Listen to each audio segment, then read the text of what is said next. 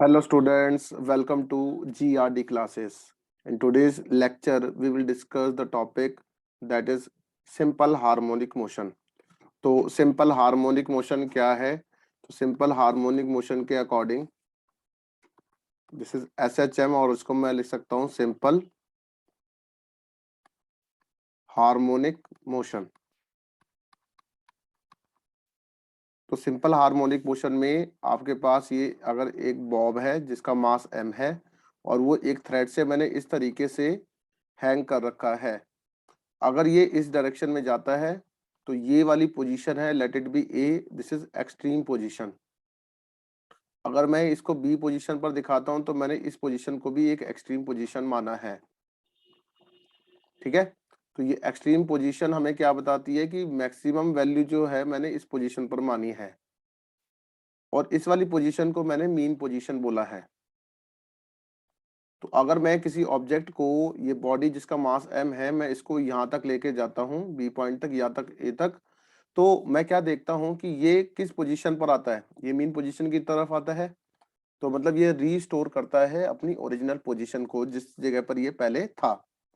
तो ऐसा मोशन जो इस तरीके से हो रहा है, एक बार यहाँ जा रहा है एक बार यहाँ जा रहा है, तो ये ऐसे मोशन को बोला जाता है टू एंड फ्रो मोशन। तो टू एंड फ्रो मोशन, और अगर मान लिया जाए ये एक स्प्रिंग है जिसको मैंने एक बॉडी जिसका मास m है उससे कनेक्ट कर रखा है, अभी यहाँ पर x इक्वल्स टू 0 है। तो अगर ये बॉडी को मैं अगर स्ट्रेच करता हूँ इस डायरेक्शन में या फिर कंप्रेस करता हूँ इस डायरेक्शन में, तो बॉडी फाइनल पोजीशन वो अपनी मीन पोजीशन पर आना चाहेगा। ठीक है, तो अपनी मीन पोजीशन पर वो आना चाहता है। तो ऐसा मोशन कैसा है, जिधर एक बार यहाँ जा रहा है एक बार यहाँ जा रहा है, फिर दोबारा वो कहाँ कर रहा है, वो रिस्टोर कर रहा है अपनी मीन पोजीशन को। तो सिंपल हार्मोनिक मोशन के बारे में लिखते हैं। तो कहता है कि सिंपल हार्मोनिक मोशन क्या है। तो सिंपल हार्मोनिक मोशन एक ऐसा मोशन है, तो लिखिए, कहता है a particle is set to execute simple harmonic motion if it moves to and fro about a mean position under the action of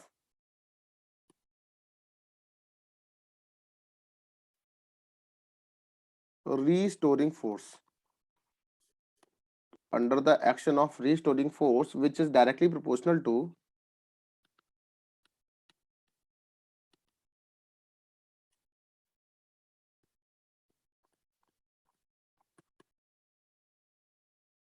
its displacement from the mean position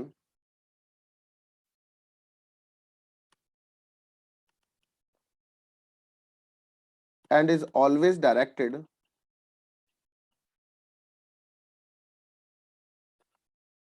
towards the mean position, towards the mean position। ठीक है, तो कहता है कि कोई भी particle अगर simple harmonic motion करता है तो वो टू एंड फ्रो मोशन कर रहा है about a mean position. Mean position मतलब ये वाली मीन पोजीशन है हमारे पास।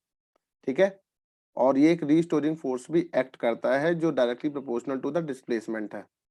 क्लियर। तो and is always directed towards the mean position, वो हमेशा मीन पोजीशन की तरफ ही आना चाहता है।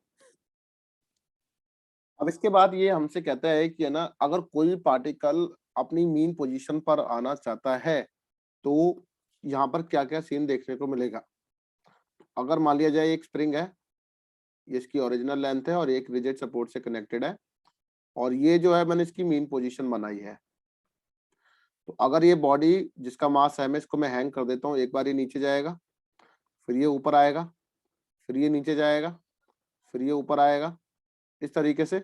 लेकिन बाद में क्या होगा, ये दोबारा अपनी मीन पोजीशन पर आकर क्या हो जाएगा, रिस्टोर हो जाएगा, रेस्ट पर हो जाएगा दोबारा। तो कहता है स्प्रिंग के अंदर एक फोर्स लग रही है, दैट इज स्प्रिंग के अंदर फोर्स है F S which is equal to minus of k x. Okay. और इसके पास मास है तो इसका मतलब कुछ ना कुछ एक्सेलरेशन भी होगा, तो F इक्वल्स टू जो हो जाएगा ये मास इनटू एक्सेलरेशन की भी बराबर है। तो दोनों इक्वेशन को अगर मैं इक्वेट कर देता हूं तो ये minus of k x which is equals to m a की बराबर हो गया। तो यहाँ पर एम ए जो हो गया माइनस ऑफ के एक्स भी लिखा जा सकता है।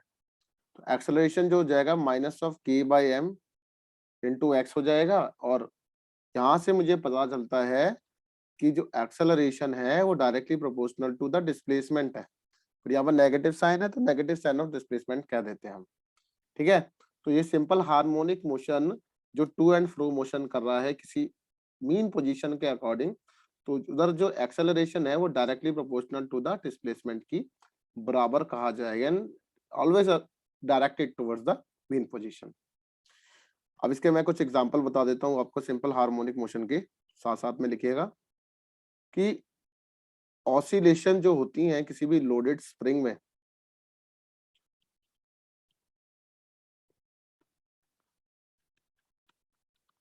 तो ये कैसी ऑसिलेशन होती है, simple harmonic motion. Tuning fork आपने सुना होगा, तो इसके अंदर जितनी भी वाइब्रेशंस होती हैं, वाइब्रेशन इन ट्यूनिंग फॉर्क, हम वेव्स में पढ़ेंगे इसके बारे में डिटेल में।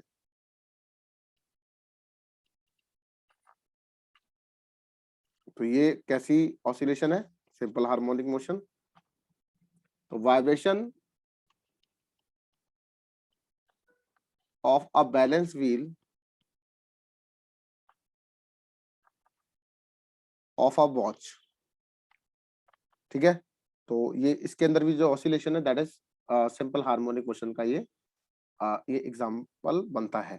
ठीक है। तो अब इसके बाद एक और topic that is differential equation, differential equation of SHM. तो डिफरेंशियल इक्वेशन हम किस तरीके से निकालेंगे, अभी हमने थोड़ी देर पहले पढ़ा है कि कोई भी पार्टिकल अगर रिस्टोर कर रहा है अपनी ओरिजिनल पोजीशन को, तो हमें पता है कि in simple harmonic motion the restoring force, the restoring force acting on a particle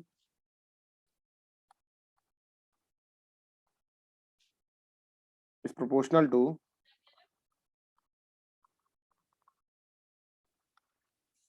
its displacement, है ना। इतना पार्ट तो अभी आपने पढ़ा। तो अगर सिंपल हार्मोनिक मोशन में रिस्टोरिंग फोर्स जो है किसी भी पार्टिकल पर जो एक्ट हो रही है वो डायरेक्टली प्रोपोर्शनल टू डिस्प्लेसमेंट है, देन एफ जो हो जाएगा माइनस ऑफ के एक्स हो जाएगा। तो नेगेटिव साइन हमें ये बताता है कि फोर्स और डिस्प्लेसमेंट जो है वो अपोजिट डायरेक्शन में है, और के जो है स्प्रिंग कांस्टेंट है। के जो है हमारा क्या है बेटा, स्प्रिंग कांस्टेंट। ऑल्सो आपको एक और बात पता है कि आपने यहाँ पे रफ में बता रहा हूँ मैं आपको पहले ही, तो इसके लिए मैं यूज करूंगा पिंक कलर, कि वेलोसिटी जो होता है वो dx/dt हम लिखते हैं इंस्टेंटेनियस वेलोसिटी में, और इंस्टेंटेनियस एक्सेलरेशन के लिए वी कैन यूज dv/dt। तो d/dt ऑफ dx/dt हो जाएगा वेलोसिटी की जगह, और यू विल गेट d²x/dt²। तो एक्सेलरेशन जो होता है वो डबल डिफरेंशिएशन होता है। तो f जो हो जाएगा वो मास इनटू एक्सेलरेशन होता है। एक्सेलरेशन के लिए वी कैन पुट d²x/dt²। अगर ये वाला पार्ट हो जाता है तो दोनों फोर्सेस मेरे पास इस तरीके से आ जाएंगी। मुझे डिफरेंशियल इक्वेशन लिखना है तो मैंने अब क्या कर दिया, using 1 and 2, using equation 1 and 2, m multiply by d²x/dt²। d²x/dt² basically क्या है, एक्सेलरेशन है, which is equals to minus of kx into d²x/dt² equals to minus of k by m है into x। d²x/dt² जो बन जाएगा, मैंने late किया है यहाँ पर कि k by m जो है वो ओमेगा स्क्वायर है। ओमेगा जो है यहाँ पर एंगुलर फ्रिक्वेंसी होता है, तो ये हमने अपनी तरफ से लेट किया है। बाद में बताऊंगा कि ये कहाँ से आया है। k by m को मैंने ओमेगा स्क्वायर लेट कर लिया, तो ये हो गया माइनस ओमेगा स्क्वायर एक्स। तो ये बन जाएगा d²x/dt² plus of omega square x which is equals to 0, which is the required differential equation। ये क्या है, required डिफरेंशियल इक्वेशन है ऑफ SHM। ओके, तो इस तरीके से हमने डिफरेंशियल इक्वेशन ऑफ SHM के बारे में पढ़ा। अब यहाँ पर मैं बताना चाहूंगा कि एक और इसके बाद हम एक न्यूमेरिकल कर सकते हैं। वो जो न्यूमेरिकल है वो किस तरीके का है जरा देखेंगे। तो अभी मैंने बताया है कि डिफरेंशियल इक्वेशन ऑफ SHM क्या होती है। तो अगर मैं बोलूं कि शो दैट x जो मेरे पास डिस्प्लेसमेंट है वो a sine of omega T plus of b cos of omega t, ठीक है, रिप्रेजेंट क्या कर रही है हमारे लिए SHM, a simple harmonic motion. तो जिनको डिफरेंशिएशन आती है उनके लिए ये तो बाएं हाथ का खेल है। क्लास 11th में डिफरेंशिएशन आना बहुत जरूरी है। तो ये मेरा रफ पार्ट है, तो मैं रफ पार्ट में आपको पहले बता दूं कि d by D t of sine of omega t जो होता है वो omega cos of omega t की बराबर है, ये याद रखिए। अगर डी बाय डी टी अगर मैं करना चाहता हूं कॉस ऑफ ओमेगा टी का, तो ये minus omega sine of omega t की बराबर है। तो अगर ये आपको दो पार्ट क्लियर होते हैं तो अब इस क्वेश्चन को करा जा सकता है। आंसर है, कहता है कि अगर डिस्प्लेसमेंट हमें इतनी गिवन है x which is equals to a sin omega t plus b cos omega t, तो मैं यहाँ से वेलोसिटी फाइंड आउट कर सकता हूँ। तो वेलोसिटी जो होता है वो v है, उसको मैं dx बाय dt लिख सकता हूँ। तो you can write d by dt of a sin of omega t plus of b cos of omega t। Okay, तो वेलोसिटी हो जाएगा, a को a कांस्टेंट है, साइन का अभी आपको थोड़ी देर पहले बताया कि omega cos of omega t की बराबर है, b कांस्टेंट है, और ये हो जाएगा minus of omega sine of omega t की बराबर। ठीक है, तो मैंने क्या लिख दिया, a omega cos of omega T minus of b omega sine of omega T. तो ये मेरे पास वेलोसिटी हो गई, ये हो गई मेरे पास इक्वेशन नंबर 1।